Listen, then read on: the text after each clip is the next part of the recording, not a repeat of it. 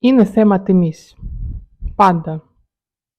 Η τιμή παίζει το βασικότερο ρόλο και ο χρόνος βέβαια, το πώς και πότε θα πετύχουμε και στην πώληση και στην αγορά. Γιατί οι περισσότεροι ιδιοκτήτες βάζουν λάθος τιμή?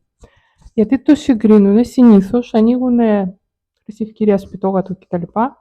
Και βλέπουν απόλυτα ακίνητα που δεν ξέρουμε πόσο καιρό είναι εκεί, δεν ξέρουμε πώς είναι το σπίτι, πώς είναι η πολυκατοικία, αν υπάρχει θέρμανση, αν υπάρχει ανακαίνιση και πότε έχει γίνει, αν είναι εντάξει τα χαρτιά κτλ. Αλλά πρώτα απ' όλα είναι απόλυτα και δεν ξέρουμε το λόγο. Αλλά δεν είναι ένας δείκτης που μπορούμε να καταλάβουμε πόσο μπορεί να πιάσει το δικό μας. Μπορεί να πιάσει περισσότερο, μπορεί να πιάσει λιγότερο. Και πώς μπορούμε να μάθουμε ότι αυτή είναι η καλύτερη τιμή? Υπάρχουν κάποιοι τρόποι, οι οποίοι εγώ ευχαρίστως θα σας πω ή στο τηλέφωνο ή από κοντά. Επικοινωνήστε μαζί μου. Με συγχαρητήριά σας, Κατρίνα Σαμοφάλοβα.